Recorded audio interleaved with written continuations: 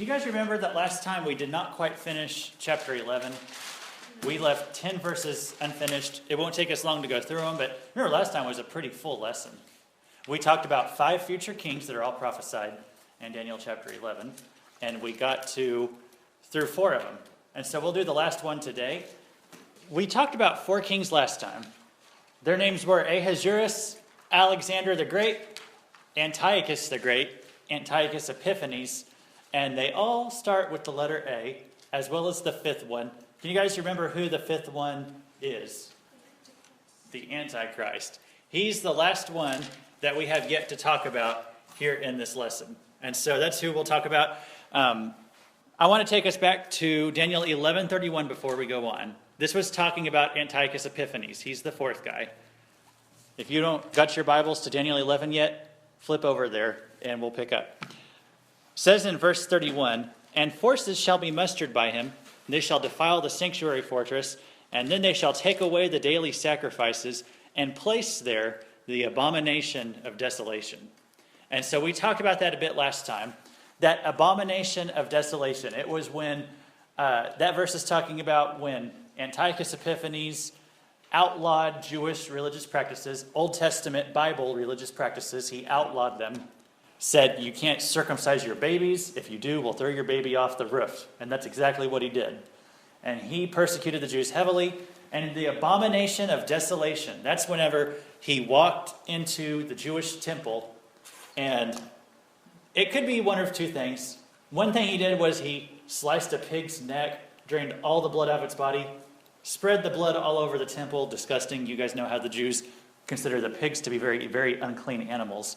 And they didn't want anything to do with that. The abomination of desolation was probably that he also set up an idol of Zeus in God's temple. An idol of, you guys know from Zeus, Greek mythology, Zeus is like the king of all the false gods over there. And so this is trying to be very offensive to God. Of course, Antiochus Epiphanes' god, he worshipped Zeus. And so he sets up an idol to Zeus in the Jewish temple. And I think that's what they call the abomination of desolation. But that happened about 150 years before Jesus was even born. And so where we left off last week, we kind of left off on the funny note that in the whole story of the Maccabean revolt and how they rose up against Antiochus Epiphanes, one of the villains was named Jesus, and one of the heroes of the story was named Judas. Do you guys remember that? And that's kind of where we left off last time. So I didn't quite go into this verse, but that's where I want to pick up here. I want to talk about this verse, which took place 150 years after all that. Antiochus Epiphanes, long dead. And Jesus is speaking on the Mount of Olives, and he's talking about the future. Not the past, he's talking about the future. And he says, he's warning the Jewish people about the 7-year tribulation. And this is what he says to the Jews. "Therefore, when you see the abomination of desolation spoken of by Daniel the prophet standing in the holy place, whoever reads, let him understand. Then let those who are in Judea flee to the mountains." So he's saying, when you see the abomination of desolation, flee. Now, we could look at Jesus, we could say, Jesus, what do you mean whenever we see it? That already happened 150 years ago. He's saying it's going to happen again. Remember that we talked about Antiochus Epiphanes? He's a type. He's a foreshadowing of the Antichrist. And so what Antiochus Epiphanes did with the pig and with the idol, those are the types of things the Antichrist is going to do.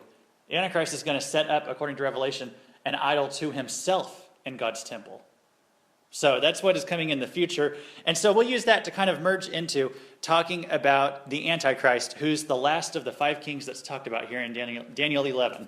The last one is the Antichrist. But Jesus is just telling them in this verse, whenever he does that, when the Antichrist sets up his idol in God's temple, you guys got to get out of Dodge because he's going to come after you guys. It's going to be really bad. You better hope you're not pregnant, is what Jesus said, because you got to run. You got to get away from that place. That's what Jesus actually said. But that's in Matthew 24. Okay, so Daniel 11, verse 36, talking about the Antichrist here. "Then the king shall do according to his own will. He shall exalt and magnify himself above every god, and shall speak blasphemies against the God of gods, and shall prosper till the wrath has been accomplished, for what has been determined shall be done." And so this verse jumps forward 2,000 years, at least, from Antiochus Epiphanes, now talking about the Antichrist. We just jumped forward 2,000 years, skipped all this church stuff, went right to the end, and saying he's going to do what he pleases. It says he'll do whatever he's trying to accomplish. It means no matter what, when the tribulation's going on, if Christians are praying, oh God, can you kill the Antichrist? Can you get him out of here? God says, nope, he's going to be successful until his time is completed, because what has been determined shall be done. So he's going to have his 7 years. That's not going to change. It says in verse 37, he shall regard neither the God of his fathers, nor the desire of women, nor regard any God, for he shall exalt himself above all. So it says he's not going to regard the God of his fathers. And some people will look at that and they'll say, oh, well, the Antichrist must be Jewish because it talked about the God of his fathers. I don't really think that means that he's going to be Jewish whatsoever, because if you look at almost any people group, I mean, all of them had some kind of religion. Pretty much every people group does. And so just the fact that it says the God of his fathers, I don't think it's talking about the Christian God. I think it's, or the Jewish God or whatever. I think it's talking about, well, I'm not sure what, it could be any people group. But it's saying, the point is, this Antichrist is not going to care about other people's religions, or even his own people's religion, whatever people he comes from. He just cares about himself. That's really the point of what that verse is trying to tell us. He just cares all about himself. Now, what's really curious is that phrase in there, that he will not regard the desire of women. That's one that people talk about quite a bit today, that the Antichrist won't regard the desire of women. Like, they're like, what does that mean? Okay, there's a couple different ways you could take that.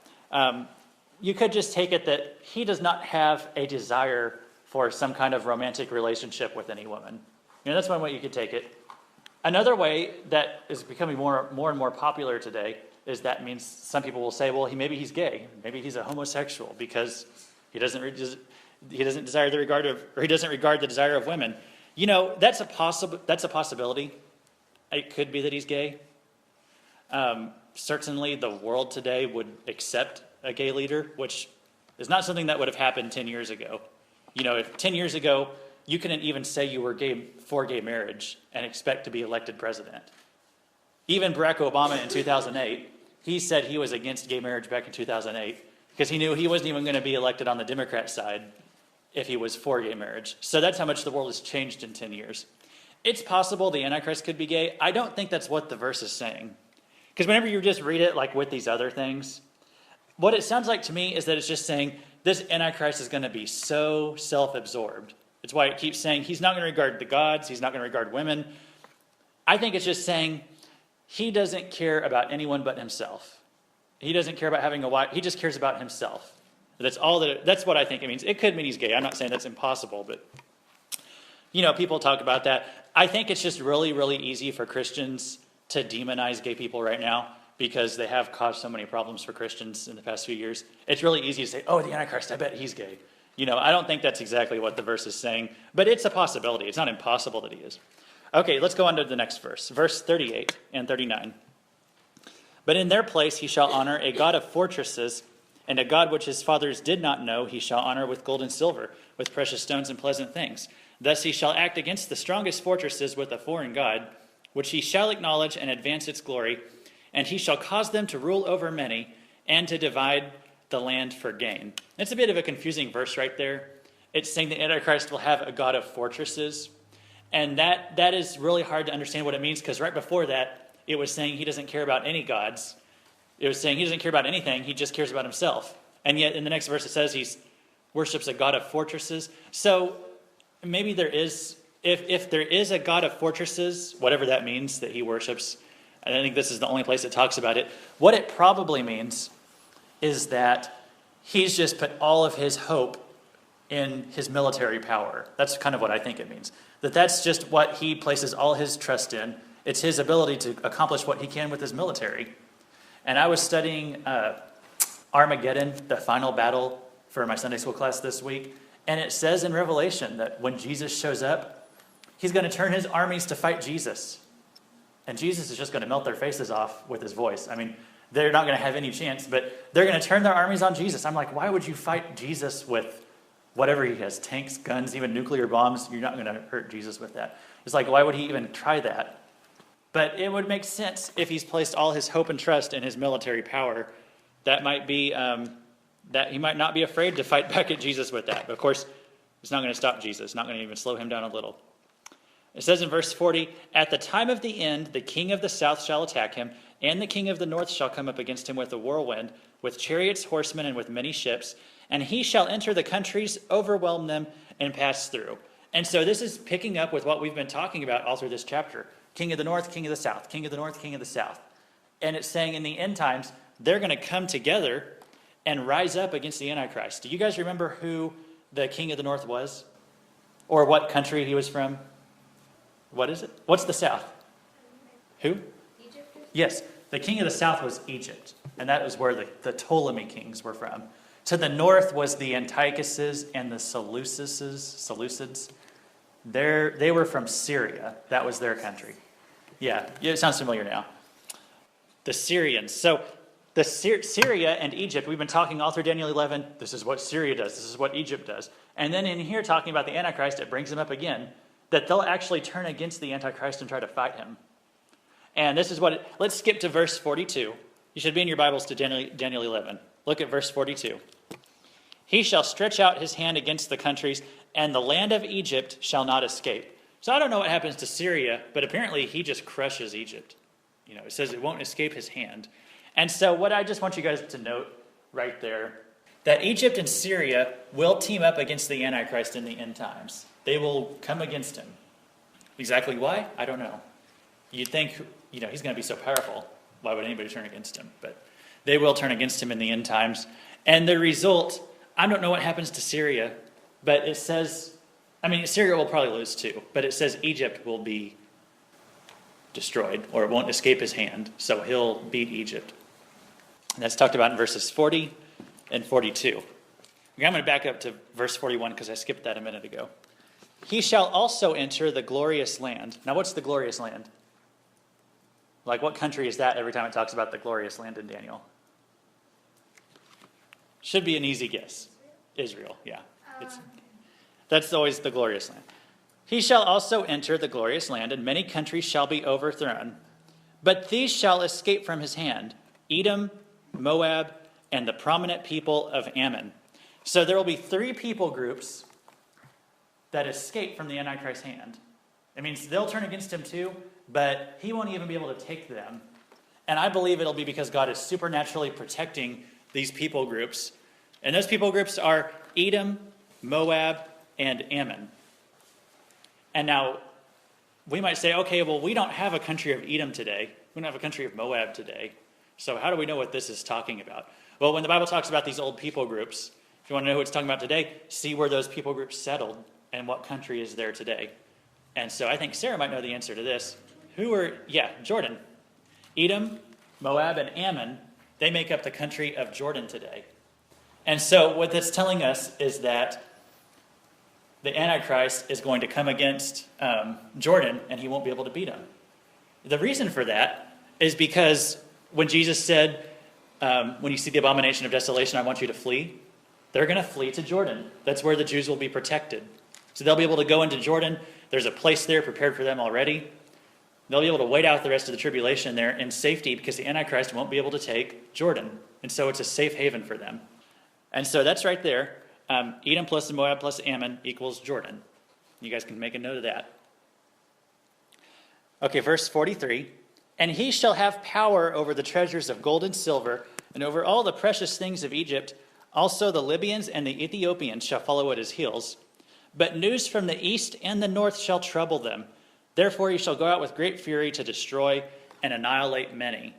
And it's interesting that I just did a Sunday school on Armageddon today, and then this is talking about Armageddon, that the Antichrist is going to be troubled by news from the east. And whenever we were doing our Sunday school today, just a couple of you guys were in there. But you guys remember we talked about the Euphrates River dried up to make the way for the kings from the east. And so some people think maybe China, because they're such a superpower in the world, maybe they're rising up against the Antichrist too. People are turning on him at the end of the tribulation. And so he won't be able to get Jordan. He'll be troubled by news from the east. He'll turn back. He'll go to fight them. From there, it's Armageddon. All the countries gather in one place, and then Jesus comes back. So it's taking us right up to the second coming of Christ.